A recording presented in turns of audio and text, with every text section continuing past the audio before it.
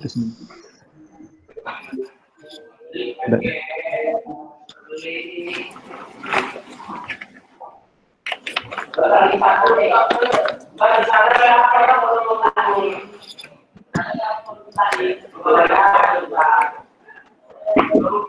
apakah slide-nya sudah terlihat semuanya?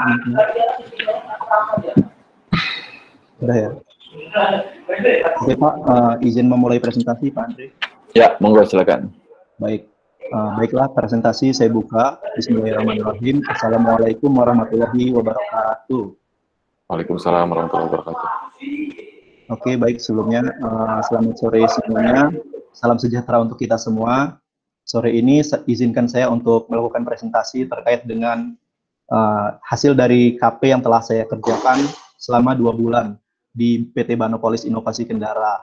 Nah, sebelum kita mulai lebih jauh, ada baiknya saya di sini mengucapkan terima kasih terlebih dahulu untuk yang pertama itu Pak Andre sebagai pembimbing saya dan juga sebagai penguji juga. Kemudian yang kedua, saya berterima kasih kepada Kak Fawas yang telah membimbing saya selama KP dan juga yang telah mengarahkan saya bagaimana mengerjakan proyek itu dengan baik, sehingga hasilnya itu bisa dikatakan memenuhi target dari apa yang telah diberikan oleh Banopolis.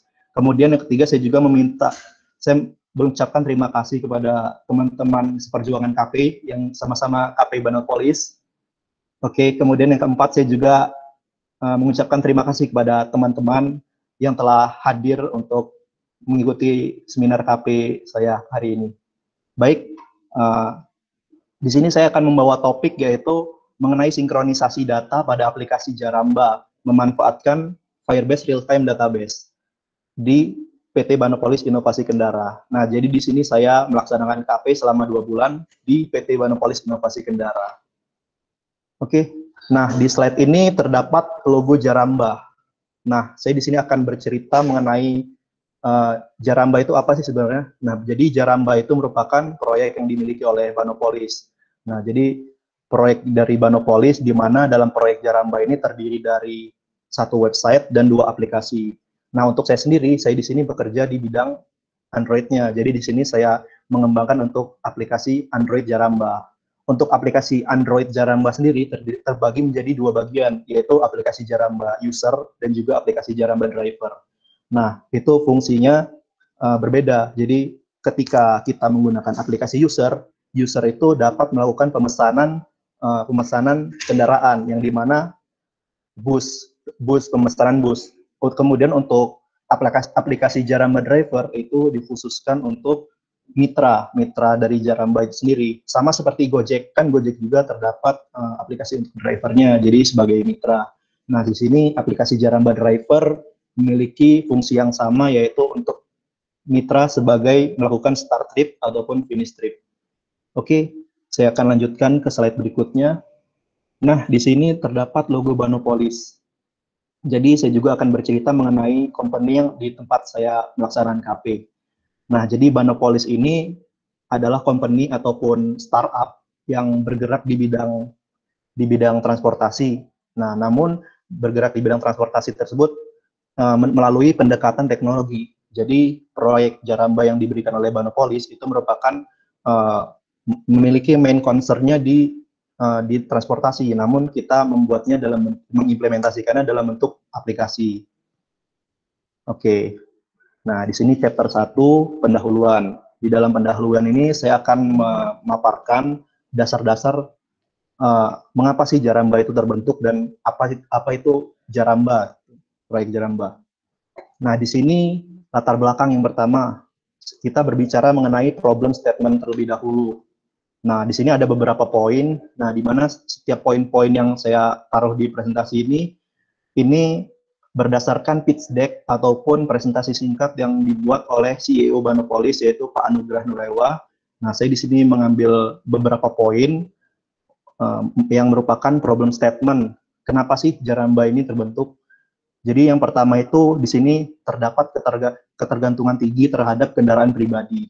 Nah, di mana kita mengetahui juga kan, seringkali di kota-kota besar itu kendaraan tinggi itu kan membludak gitu jumlahnya. Jadi hal tersebut mengakibatkan macet, bisa menjadi macet. Kita lihat saja seperti contohnya di kota Jakarta gitu kan, seringkali macet gitu di pagi hari gitu misalkan. Nah, kemudian yang kedua ini solusi transportasi di sini, solusi transportasi massal masih saling belum terintegrasi.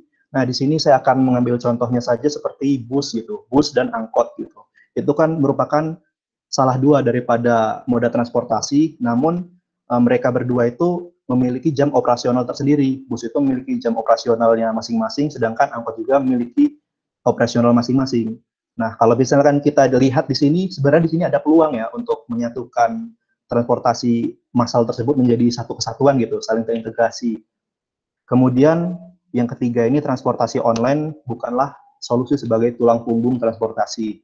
Nah, di sini saya tidak sama sekali saya di sini mendukung adanya transportasi online. Namun di sini transportasi online ini tidak selamanya efisien ya. Jadi kan semakin banyaknya transportasi online itu sebenarnya sedikit sih bisa mengurangi kemacetan.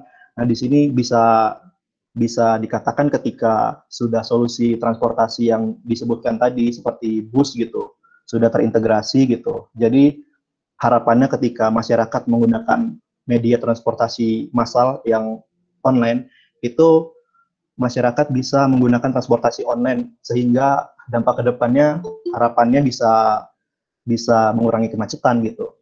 Oke. Kemudian poin yang terakhir itu yaitu pemilik kendaraan hanya menggunakan kendaraan selama 1,3 jam per 24 jam. Nah, di sini juga ada poin yang cukup menarik karena bisa kita lihat ya bahwasannya contoh kita ambil di kota-kota besar ketika pekerja rata-rata pekerja kantoran, mereka kan hanya menggunakan kendaraan ketika ingin berangkat ke kantor dan juga pulang ke kantor. Kemudian dalam satu hari itu pekerja tersebut bekerja hingga larut malam gitu. Jadi mereka hanya menggunakan kendaraan pada jam-jam tersebut gitu. Oleh karena itu pada jam-jam tersebut itu rawan sekali macet gitu. Di sini bisa kita cari juga, bisa kita lihat ke peluangnya sebenarnya. Ketika pekerja tersebut menggunakan transportasi online, otomatis kan dia bisa mengurangi tingkat kemacetannya gitu. Oke, mungkin dari latar belakang saya bisa ambil dari 4 poin tersebut, problem statement-nya. Oleh karena itu, berdasarkan latar belakang tadi itu, berdasarkan problem statement tadi, diberikanlah sebuah usulan yang mampu menanggulangi dari masalah yang saya sebutkan tadi. Jadi yang pertama di sini ada seamless journey experience, di mana maksudnya itu adalah adanya suatu platform yang mengintegrasikan moda transportasi tadi. Nah, kan sebelumnya di sini kita bisa melihat peluang pada poin 2 ini, solusi transportasi massal masih saling belum terintegrasi ya. Kemudian kita memberikan usulan adanya platform yang mengintegrasikan berbagai moda transportasi. Harapannya apa? Supaya mengurangi tingkat kemacetan. Nah, kemudian yang kedua ini ada promote efisiensi urban mobility. Di sini yaitu mengurangi ketergantungan kendaraan pribadi dan juga meningkatkan pemanfaatan angkutan umum. Kemudian yang ketiga ini mengumpulkan data mobilitas dalam platform aplikasi. Nah, di sini ketika kita sudah menciptakan suatu platform dan itu misalkan suatu daerah menggunakannya gitu. Jadi kan kita bisa mendata gitu. Dalam suatu daerah tersebut ada berapa sih jumlah kendaraan misalkan bus gitu. Angkotnya ada berapa sih? Nah, di situ bisa terdata gitu, terdata dengan baik gitu. Oke, itu latar belakangnya. Nah, dari permasalahan dan usulan yang diberikan tadi dapat ditarik kesimpulan bahwasannya dibutuhkan platform yang mampu menyediakan media yang mampu mengintegrasikan mobilitas transportasi yang mudah dan cepat, sehingga pengguna memiliki alternatif transportasi dan dapat membantu pemerintah dalam menangani kemacetan akibat banyaknya penggunaan kendaraan pribadi. Nah, oleh karena itu, proyek Jaramba ini terbentuk. Oke, di sini saya lanjut mengenai ruang lingkup tempat saya bekerja. Nah, di sini terdapat struktur organisasi di Banopolis. Sebenarnya untuk struktur organisasinya sendiri, Banopolis ini dinamis ya, karena kan startup itu bisa berganti-ganti struktur organisasi gitu, tidak tetap gitu. Jadi kemarin Kak Fawas itu memberikan yang saat ini yang sedang ada di Banopolis strukturnya. Nah, jadi untuk saya sendiri sebagai ini internship ditempatkan di bagian freelance programmer di bagian bawah setelah Head of Engineering.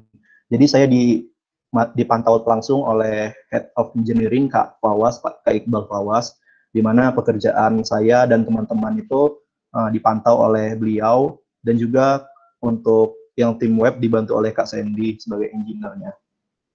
Oke, di sini saya akan melanjutkan ke tujuan saya. Jadi yang pertama itu tujuan saya untuk internship di Banopolis itu untuk belajar tentunya. Belajar bagaimana kita itu bekerja sih di bidang, bagaimana sih kita bekerja di bidang software development itu. Apa saja tantangannya, kemudian apa saja hambatannya, itu bakalan kita dapatkan gitu. Kemudian yang kedua itu saya di sana mengembangkan suatu MVP.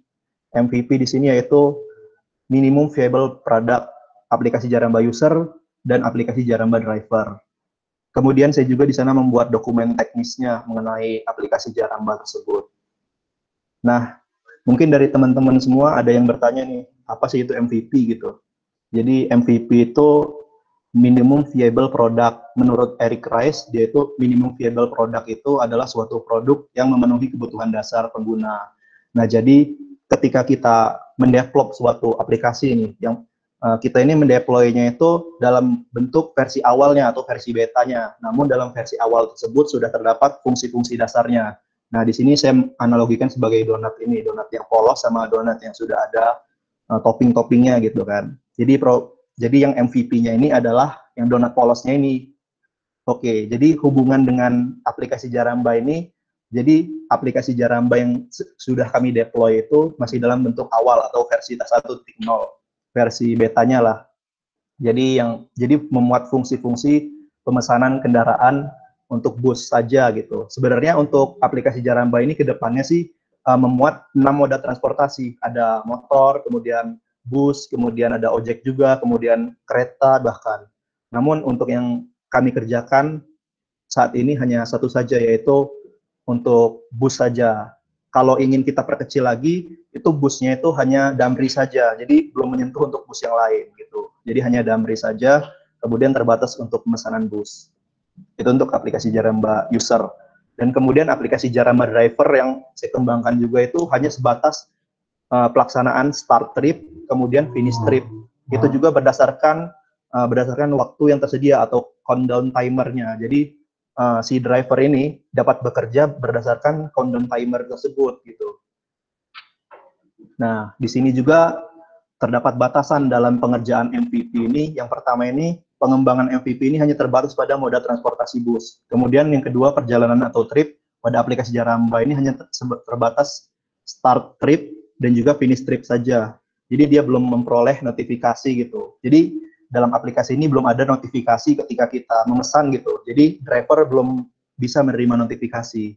Itu akan dikerjakan di next future plan gitu.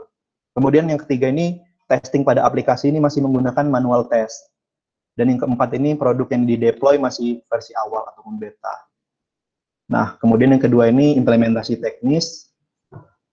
Oke, jadi untuk implementasi teknis ini, awal-awal kita mendefinisikan kebutuhan, analisis kebutuhannya. Jadi kan Kak Fawaz itu memberikan suatu wireframe ataupun rancangan awal dari Jaramba user dan Jaramba driver itu, aplikasi Jaramba user sama Jaramba driver. Nah, di sini kemudian kita analisis kebutuhan pengguna ini apa aja sih gitu. Jadi harapannya ketika kita setelah menganalisis kebutuhan, kita bisa membuat fitur-fitur itu berdasarkan analisis kebutuhannya. Jadi kan karena kan kita sebelumnya kita pas belajar PPL kan kita harus membuat analisis kebutuhan terlebih dahulu sebelum melakukan pengembangan aplikasi. Nah, namun untuk dalam kasus Jaramba ini kami tidak membuat SKPL-nya. Jadi kami langsung menganalisis kebutuhan dan langsung eksekusi gitu. Oke, ini untuk analisis kebutuhannya seperti biasa. Dan kemudian ada metode pengembangan. Di sini metode pengembangan yang tim kami pakai itu yaitu Agile. Agile. Mengapa sih kita menggunakan Agile? Di antaranya ada karena kan requirement yang ada pada aplikasi Jaramba ini tidak menentu gitu. Kadangkala Kak Fawaz meminta supaya ditambahkan suatu fitur gitu. Nah, itu kan fitur-fitur tersebut harus dikondisikan gitu dengan baik supaya pengerjaan bisa berjalan dengan lancar. Dan kemudian testing juga bisa dilakukan setiap saat.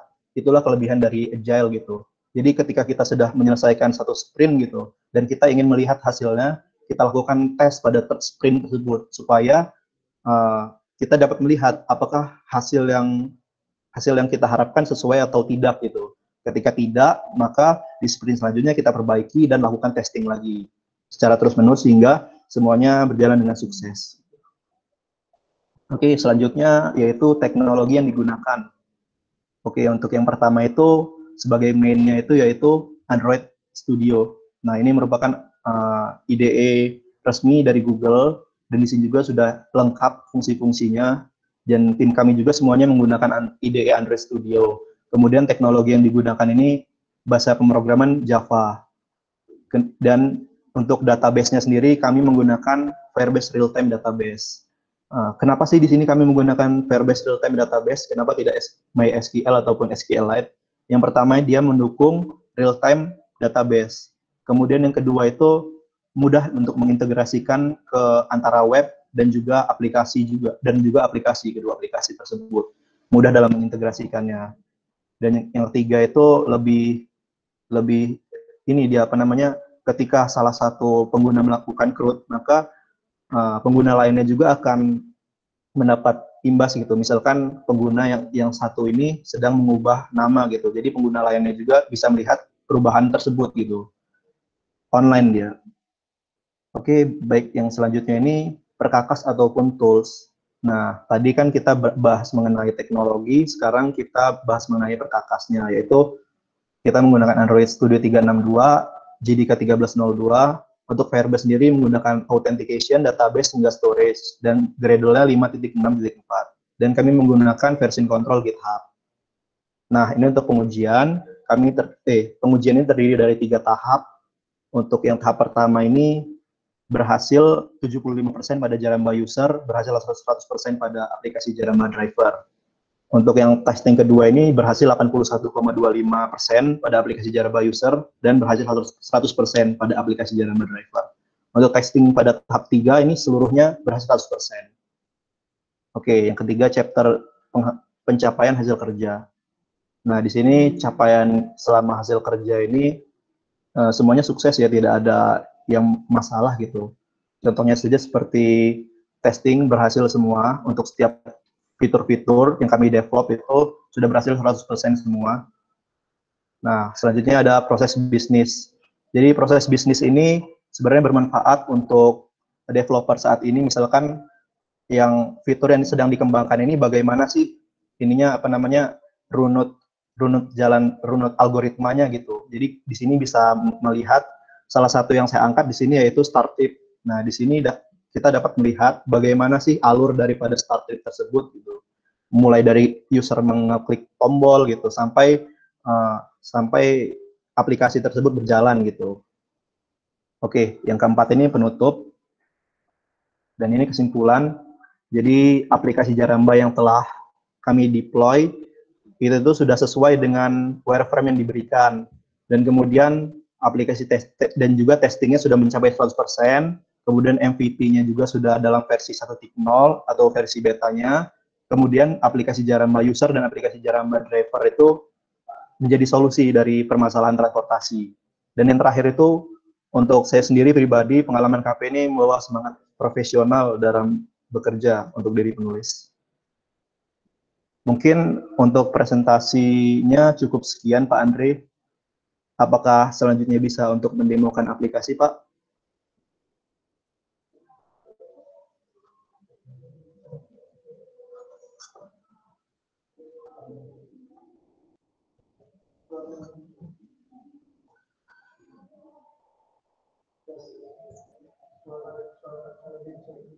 Oh iya.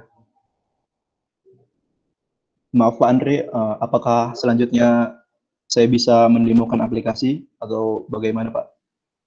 Boleh, silakan 3-5 menit ya demonya ya. Oh baik Pak. Baik, Nanti Pak. kita lanjutkan untuk sesi diskusinya. Oke Pak, baik. Oke, di sini saya akan mendemokan aplikasi. tampilkan. Saya akan mulai dengan aplikasi Jaramba user terlebih dahulu.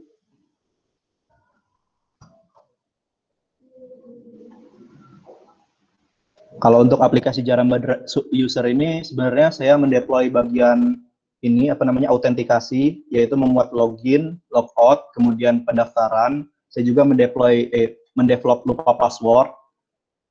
Jadi di sini saya akan memasukkan misalkan nah ini passwordnya saya asal-asal nih. Nah ketika dia tidak sesuai maka muncul validasinya tidak berhasil gitu. Begitupun ketika formnya kosong. Nah, di sini saya juga menambahkan validasi menggunakan library yang dipunyai oleh Basketball. Nah, ketika saya memasukkan password yang benar,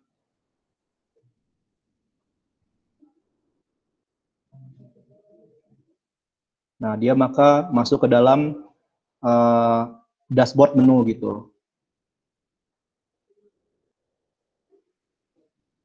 Oke, nah ini merupakan dashboard menunya.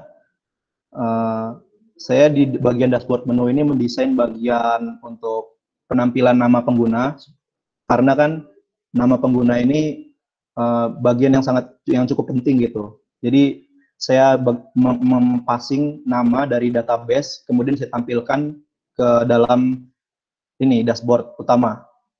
Dan juga untuk aplikasi Jaramba user, saya di sini mengembangkan ini input foto melalui kamera ataupun galeri.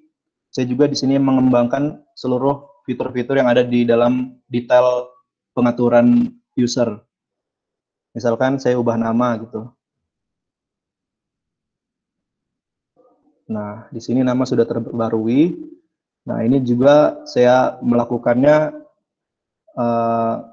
menggunakan database tadi, real-time database. Nah, jadi untuk saya bagian di aplikasi Jaramba user ini memuat di menu profile sama di bagian autentikasi tadi, sama sedikit di bagian dashboard.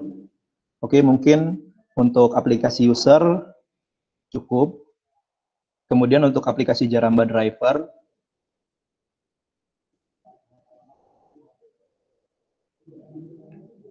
nah di sini aplikasi Jaramba driver ini saya mendevelop bagian home page. Nah, di sini terdapat countdown timer ya. Jadi di dalam countdown timer ini memuat jadi countdown timer ini sebagai patokan gitu. Apakah driver ini bisa melakukan trip ataupun tidak gitu. Karena dia waktunya sisa tinggal 32 menit lagi, maka saat ini masih bisa memungkinkan untuk driver ini melakukan trip. Caranya bagaimana? Caranya bagaimana kita melakukan start trip terlebih dahulu. Nah, di sini misalkan kita memilih trayeknya. Di bagian atas ini merupakan trayek daripada bus Damri. Kemudian yang di bawah ini merupakan plat kendaraannya. Ketika kita memasukkan misalkan platnya tidak sesuai dengan jalur trayeknya, maka ketika kita mengklik start akan memunculkan TOS bahwasannya terdapat ketidakcocokan antara trayek dengan plat kendaraan tersebut. Nah, misalkan ini yang cocok, muncul TOS, apakah Anda yakin ingin memulai perjalanan? Ketika saya klik ya, maka dia berhasil memilih dan otomatis terkunci trayek sama nomor kendaraannya. Jadi tidak bisa diganggu lagi. Dan juga tombol start sudah dispose dan muncul tombol finishnya. Nah, oleh karena itu di sini akan muncul nih markernya. Nah, marker di sini ini dinamis ya. Jadi seluruh driver dapat melakukan trip berdasarkan data yang ada di Firebase ini. Jadi seluruh driver ini bisa saling real time lah, bisa berpindah-pindah dalam kurun waktu 15 detik sekali. Jadi ketika saya gerak-gerakkan nih, misalkan saya pergi dari sini ke belakang Wisma gitu. Ini markernya juga akan otomatis berpindah, namun dalam kurun waktu 15 detik sekali gitu. Di sini telah terekam juga di Firebase-nya. Nah, ini kan tadi saya memilih di bagian sini. Nah, warna kuning ini menandakan bahwasannya latitude sama longitude-nya sudah terupdate dengan lokasi yang saat ini saya tempati gitu. Jadi markernya juga akan otomatis berpindah gitu. Jadi ini tiap kurang lebih 15 detik sekali akan terupdate terus. Nah, jadi di sini juga terdapat trayeknya. Saya melakukan passing data dari Firebase ke aplikasi, saya tampilkan. Nah, di sini muncul trayeknya. Kemudian ketika kita klik finish, nah di sini muncul toast lagi. Apakah Anda yakin ketika kita mencet ya, maka tombol finish hilang menjadi tombol start. Kemudian untuk trayek dan plat nomor kendaraan terbuka lagi. Dan ketika kita melihat ke lokasi awal, ini trayeknya sudah hilang, berganti menjadi belum memilih trayek. Dan bisa kita lihat hasilnya di Firebase, di bagian sini yang terbaru pada jam 15. Nah, di sini driver yang bernama Edi Kurniawan sudah menyelesaikan trip, jadi statusnya dia tidak aktif. Kalau tadi pas masih sedang melakukan trip, dia itu statusnya aktif, namun sekarang tidak aktif. Dan end time-nya sudah terdapat di sini. Dan juga untuk aplikasi driver, saya mengembangkan bagian menu profilnya, sama seperti user tadi. Jadi begitu, teman-teman. Oke, mungkin untuk demonya cukup sekian, Pak Andre. Oke, terima kasih, Bagas ganteng. Iya, Pak. Ya, saya terenyuh ngelihat namanya Bagas ganteng di situ. Oke, sebelum saya masuk ke pembahasan dari sisi saya lempar dulu ke teman-temannya, ke masanya yang Bagas bawa nih. Ada yang mau didiskusikan tidak, atau ada pertanyaan tidak ke Bagas? Dipersilakan. Maksimal 3 lah. Saya. Baik, saya boleh bertanya? Ya, silakan Al. Oh iya, siap Bang. Oke, makasih sebelumnya kesempatan buat bertanya ya. Jadi apresiasi dulu buat Bagas, buat presentasinya, menurut saya udah cukup bagus. Di sini ada 2 pertanyaan yang bakal saya tanyakan gitu. Oke Bang. Yang pertama tadi kan ngejelasin bahwa keuntungan atau kelebihan pakai Firebase gitu dibanding pakai SQL atau NoSQL yang lain gitu. Nah, menurut Bagas sendiri ada disadvantage nggak sih, atau ada apa namanya, kekurangannya nggak sih pakai Firebase dibanding yang lain gitu, dari segi pemrosesan data gitu? Itu pertanyaan pertama. Nah, kedua, tadi kan Bagas bilang kalau misalnya apabila ada user yang update data, apakah user lain bakal tahu juga ada perubahan datanya. Berarti kan di situ kan mainin authentication-nya di set di public gitu. Nah, menurut pertanyaan saya adalah kenapa gitu authentication-nya di set di public? Kenapa nggak authentication-nya di set per user gitu? 2 itu aja sih. Oke Bang. Oke, baiklah. Terima kasih untuk Bang Endel atas pertanyaannya. Saya akan menjawab yang pertama terlebih dahulu mengenai apakah ada gitu kekurangan dari Firebase, begitu ya Bang ya? Iya, iya. Oke. Kalau selama saya mengembangkan aplikasi Jaramba User dan Driver ini, saya merasa tidak ada sih untuk kekurangan daripada Firebase ini. Mungkin untuk waktu dalam belajarnya gitu Bang. Kita kan butuh penyesuaian gitu dari MySQL ke Firebase itu sintaks-sintaknya itu berbeda jauh Bang. Jadi kalau misalkan kita menggunakan MySQL itu dia hanya memanggil query-query tertentu gitu, misalkan insert apa gitu. Namun ketika kita menggunakan Firebase itu dia jauh lebih sulit untuk misalkan untuk melakukan pemanggilan gitu. Kita membutuhkan listener gitu dan lain-lain. Mungkin itu dalam waktu belajarnya saja sih Bang. Untuk kekurangannya sendiri selama saya mengembangkan aplikasi Jaramba ini tidak ada. Gitu Bang. Oke, baik. Untuk yang kedua ini mengenai yang kedua apa Bang tadi Bang? Maaf Bang. Masalah authentication tadi kan Bagas jelasin kalau misalnya ada user mau update datanya pakai real time database yang Firebase, maka user lain bakal bisa melihat juga perubahan datanya. Itu maksudnya gimana? Oh iya Bang. Oh iya, jadi mungkin saya tadi agak rancu ya menjelaskannya. Jadi yang menurut saya mengubah data itu, misalkan user ini mengubah namanya misalkan seperti saya tadi mengubah nama. Nah, misalkan saya memesan kendaraan gitu, dan saya mengubah nama. Nah, otomatis di dalam aplikasi driver tersebut, nama saya juga berubah, bukan informasinya, Bang. Jadi itu di database, real-time database-nya, bukan termasuk ke dalam autentikasinya, Bang. Oh, jadi kalau misalnya ada perubahan data, maka yang lain juga langsung secara real-time dapat perubahan datanya gitu ya? Iya, Bang. Bukan di bagian autentikasinya itu, Bang. Tapi masuk ke bagian real-time database-nya, Bang. Oke.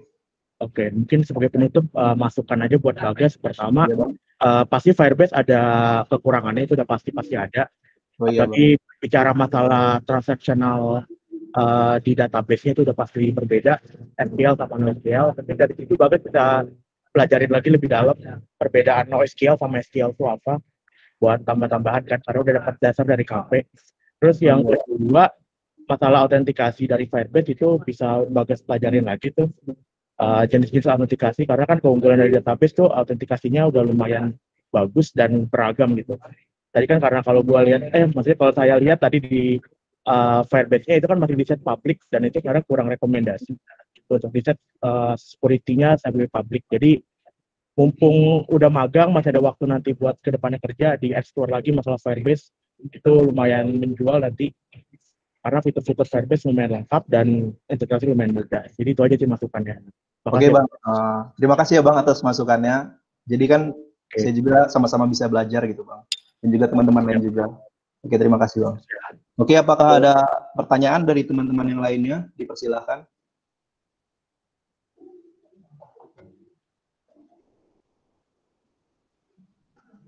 Apakah ada yang ingin bertanya, teman-teman? Oke, boleh teman-teman kalau mau menambahkan. Oh, kata Jeffrey pertanyaannya ngikut kata Rinal aja. Ya boleh, Jeff. Mau ikut kata saya juga nanti setelah ini boleh juga.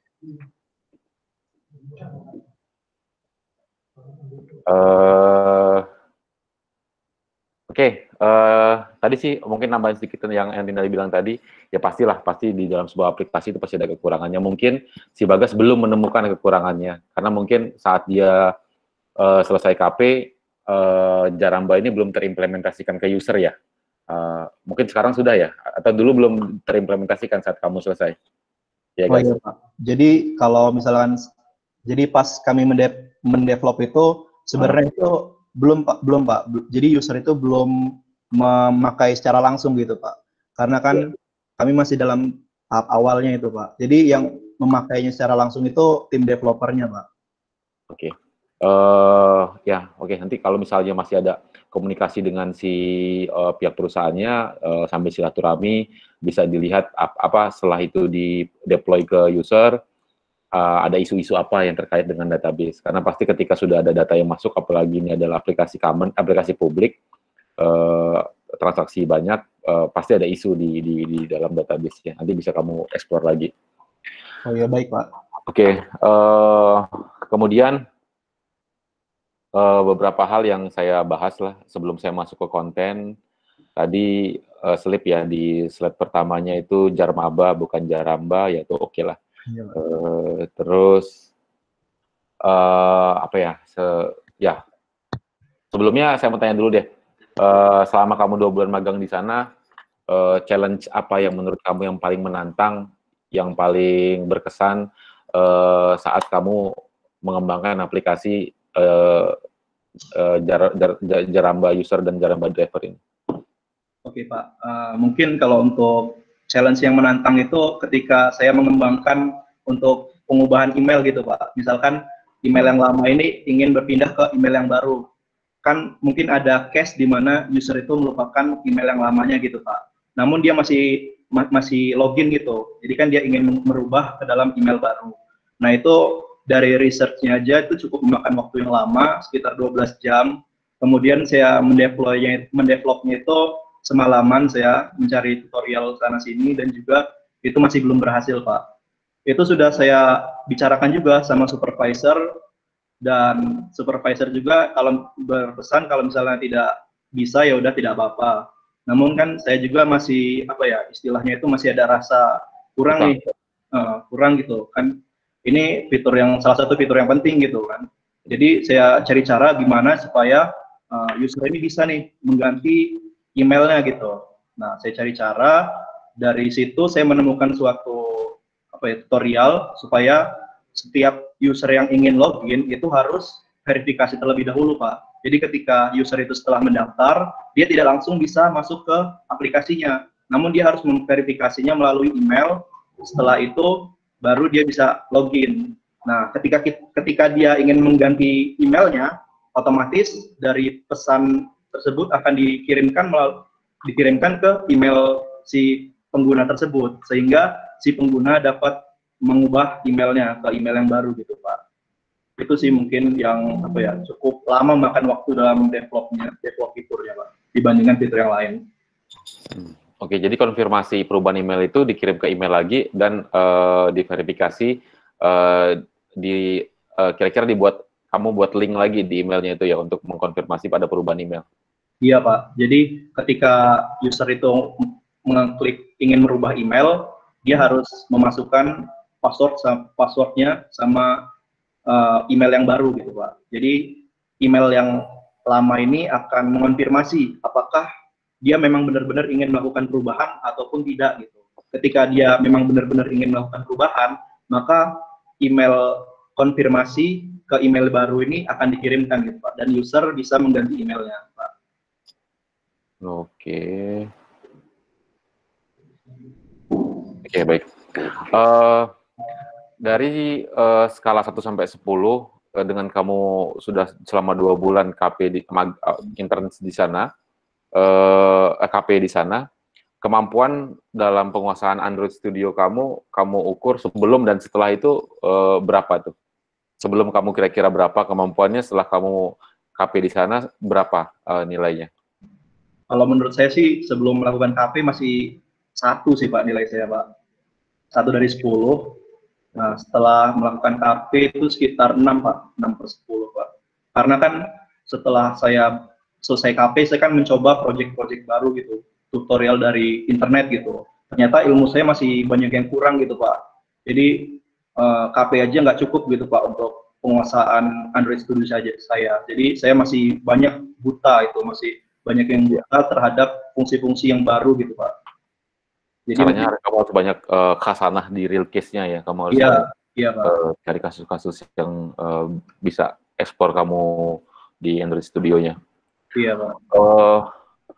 Mungkin kau pernah dengar aplikasi Trevi? Aplikasi apa, Pak?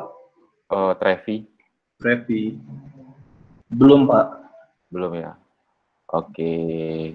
Jadi itu semacam aplikasi tracking ya, untuk user bisa memantau dan melihat jadwal keberangkatan dari bis yang akan kita mau naikin, tujuan yang kita mau naikin, kemudian posisinya di mana, dan seterusnya. Sebenarnya itu akan terlihat di map yang kamu buat di situ ya? Iya, Pak. Ya, jadi itu dia update terus per 15 detik seperti yang kamu bilang tadi kan? Iya, Pak. Jadi ketika ada driver nih, misalkan 5 driver gitu, yang melakukan trip, dia datanya akan terupdate tiap 15 detik sekali, Pak. Jadi markernya akan tampil berdasarkan lokasi si driver tersebut gitu, Pak. Terupdate 15 detik sekali. Oh, oke. Baik. Coba deh, kalau sebenarnya bisa untuk dikembangkan lagi ya, tapi ya oke lah, kalau misalnya nanti kamu ke Jakarta dan kamu sempat bisa ngelihat download aplikasi Trevi, di situ pertama dari sisi tampilan cukup interaktif, kemudian dari sisi status user dalam melihat posisi bis itu juga cukup baik ya. Jadi user itu tidak butuh waktu lama dalam menunggu karena dia bisa mengestimasikan waktu berapa lama dia sampai di halte yang dia tunggu gitu. Iya, Pak. Oke. Kemudian tadi pengujian pertama dilakukan pada tanggal 6 Juni. Kamu mulai KP di tanggal berapa ya? Maaf, Pak, sepertinya kalau untuk yang pengujian pertama itu pada tanggal 28 atau 28. Ya, 26 Juni. Iya, Pak. Kamu mulai KP di tanggal? KP mulai tanggal 1 Juli, Pak. Namun bekerjanya pada tanggal 2 Juni, Pak. 2 Juni. Maksudnya 2 Oh, Juni. Iya. Oh, mulai KP 1 Juni, tapi bekerjanya di tanggal 2 Juni ya? Iya, Pak. Jadi kamu ada waktu sekitar 24 hari Iya. develop ini, sehingga pengujian tahap pertama kamu lakukan gitu ya? Iya, Pak. Oke. Nah, saya lihat agak saya agak terkesannya dari tahap pertama kamu pengujian, driver itu sudah nggak ada masalah ya di situ ya? Jaramba Iya, driver. Pak. Karena kan pada tahap awal itu kami berfokus itu lebih ke aplikasi Jaramba usernya terlebih dahulu, Pak. Jadi untuk aplikasi drivernya itu menyicil gitu, Pak, fungsi-fungsinya. Nah, itu maksud saya. Artinya dari tahap pertama kamu pengujian, Jaramba driver itu udah 100% berhasil ya? Iya, Pak. Tidak ada kendala sama sekali, Pak, dalam pengujian. Oh, berapa lama kamu ngembangin aplikasi Jaramba driver sehingga dalam waktu 24 hari itu sudah oke, udah confirm gitu, udah 100%. Untuk aplikasi Jaramba driver sendiri pada tahap 1 itu dia hanya ini, Pak, bagian autentikasi sama navbarnya itu saja, Pak, button navigation-nya. Jadi belum termasuk fitur yang kayak Maps tadi, belum ada gitu, Pak. Jadi hanya ini autentikasinya aja, Pak. Oh, oke. Tadi sebenarnya saya belum melihat demo dari demo trip dari user ya, karena kan tadi di naskah kamu ada transaksi trip yang dilakukan oleh si user ya. Tadi didemokan belum terlihat. Oh iya, Pak. Ingin didemo saat ini atau bagaimana, Pak? Nanti aja deh kalau gitu. Oke, Pak. Gini deh, kamu kan sudah punya pengalaman KP di perusahaan ya. Sedangkan waktu pas kamu KP itu dilakukan secara online. Iya, Pak. Sering sekali saat kita sudah di dunia profesional, kita stuck terhadap kondisi tertentu, entah ada masalah, entah kita buntu untuk pengembangan selanjutnya bagaimana, mengatasi bug selanjutnya bagaimana, mentok di kita. Dan teman-teman yang kita tanyakan satu tim pun itu juga tidak bisa memberikan solusi gitu.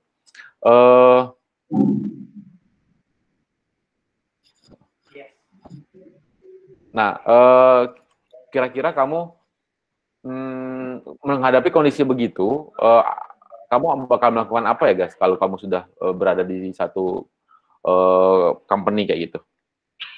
Oke, Pak.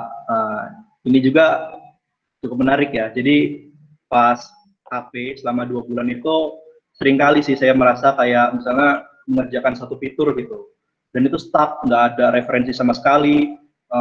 Yang lain mau nanya teman juga kan sedang mengerjakan proyeknya, sedang mengerjakan fitur masing-masing gitu. Jadi saya juga merasa sedikit putus asa lah dalam mengembangkan fitur tersebut. Nah, saya mengatasinya dengan cara istirahat gitu, Pak. Jadi saya tidur, menenangkan diri. Jadi ketika saya bangun itu misalkan kan itu bakalan ke bawah mimpi gitu, Pak. Jadi ketika saya bangun itu saya sudah dapat gitu, Pak, intuisinya. Oh, jadi bisa aja saya kayak gini gitu caranya. Itu saya pernah, Pak, jadi ngalaminnya begitu, Pak. Jadi ketika saya menghadapi masalah yang stuck gitu, saya istirahat aja, Pak, tidur. Baginya dalam gimana, Nal? Debuggingnya dalam mimpi berarti dia. Iya, Bang. Nah, ya, kayak gitu, nah berarti kamu harus belajar sama Bagas gimana caranya bisa mendapatkan solusi dari mimpi gitu. Nah, kadang-kadang Tuhan itu baik, nah kalau kita baik sama sesamanya. Itu perlu belajar itu. Oke, jadi salah satu solusinya kalau kamu istirahat gitu ya. Iya, Pak. Istirahat. Karena dari situ kamu bisa dapat solusinya. Ini. Oke. Teman-teman ada yang mau tambahan nggak? Ada yang mau kasih pertanyaan nggak ke si Bagas ganteng? Mungkin satu lagi nih. Itu kemarin ngetesnya itu berarti sendiri ya? Jadi develop sendiri, ngetes sendiri juga? Oke, Bang. Jadi untuk testingnya itu sebenarnya per tim ya, Bang. Jadi dari tim Android sendiri itu melakukan testing terhadap aplikasi Jaramba Driver maupun aplikasi Jaramba User. Nah, itu dari seluruh testing itu dikumpulkan menjadi satu gitu, Bang. Jadi apakah misalkan di handphone-nya dia itu fungsinya bekerja atau tidak gitu. ketika seluruhnya valid gitu, maka hasilnya itu dapat dikatakan valid. Jadi hasil yang diperoleh itu berdasarkan pengujian dari tim Android ini, Bang. Oke. Terus desain aplikasinya kamu buat sendiri atau ada yang urus UI UX-nya itu? Oh, untuk pendesain aplikasi itu sebenarnya kami pada tahap awal itu mengembangkan bersama gitu. Jadi itu menggunakan tools apa sih kemarin? Figma.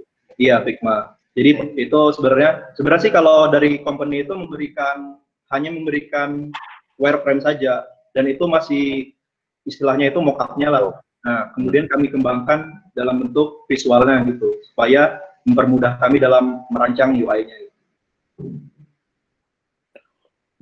Oke, good. Dari saya cukup. Teman-teman lain, ada yang mau bertanya lagi? Kita masih punya waktu 3 jam lagi ke depan. Oke, teman-teman, silakan bertanya, teman-teman. Istilahnya Bagas ini udah full package ya, desain dari awal, coding, testing, mantap-mantap. Udah start DevOps belum ya? Enggak. Jadi saran saya ini kan kita mau ngelihat ya. Jadi aplikasi itu kan ketika dibuat tuh goal utamanya kalau sudah komersil itu adalah dipakai atau enggaknya gitu. Jadi nanti kamu periode tertentu sambil silaturahmi seperti saya bilang tadi, kontak-kontak kira-kira aplikasi yang kamu buat atau kalian buat itu sudah sama mana progresnya dan isu apa yang ada di situ gitu. Jadi biar ada follow up dari kita dan kita lihat yang kita kerjain itu oke nggak sih sebenarnya gitu. Iya, Pak. Gitu, guys. Berarti nextnya Bagas emang mau fokus di Android developer nih berarti? Iya, Bang. Jadi untuk kedepannya sih rencananya sih lebih fokus ke software developernya bagian Android developer. Banyak explore aja SDK Android. Iya, Bang. Ya ini siapa masih belajar juga kan untuk belajar teknologi misalkan kayak Flutter gitu ataupun Kotlin kan yang terbaru. Iya, dan banyak yang nyari sih guys, developer Android Studio atau menguasai Android gitu. Iya. Bargainingnya besar. Ada 1 tahun lah buat belajar full. Iya. Sebelum lulus kan. Iya. Yang penting bisa lulus cepat gitu ya Nal ya, nggak lama-lama lulusnya. Iya. Insya Allah. Oke, thank you guys. Terima kasih baik sekali yang disampaikan. Mudah-mudahan apa yang kamu dapatkan saat kamu KP bisa bermanfaat buat kamu ke depannya, untuk bekal kamu, untuk pengembangan keilmuan kamu. Dari saya cukup, terima kasih, silakan ditutup guys. Baik, semuanya terima kasih untuk para hadirin atas kesempatan waktunya. Mungkin kalau misalkan ada kata-kata saya yang kurang berkenan ataupun tidak dapat diterima oleh teman-teman, saya mohon maaf. Saya akhiri di sini. Wassalamualaikum warahmatullahi wabarakatuh. Waalaikumsalam warahmatullahi wabarakatuh. Makasih semua. Terima kasih teman-teman semua. Ya, Elina dan kawan-kawan. Mengisi form kehadiran ya teman-teman. Saya izin live ya, guys ya. Oh iya Pak, terima kasih banyak Pak. Terima kasih. Makasih ya guys, izin live ya. Oh iya Bang. Makasih Bang, makasih banyak. Makasih banyak teman-teman.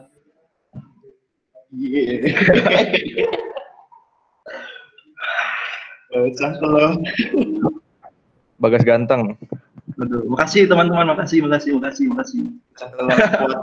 Kuat banget guys. Aduh, parah. Waduh Kak, kalau saya ini nampilin maps tadi, saya ngambil kerjaan kamu dong. Emang beririsan sih. Iya, ya kita gimana ya? Kita nggak ada ini sih, job spesifik. Waduh, applause, mantap. Waduh, makan apa, Angel? Makan. Mau makan atau praktek? Yuk, nih Bagas nih. Waduh. Kayaknya saya lagi bokek juga nih.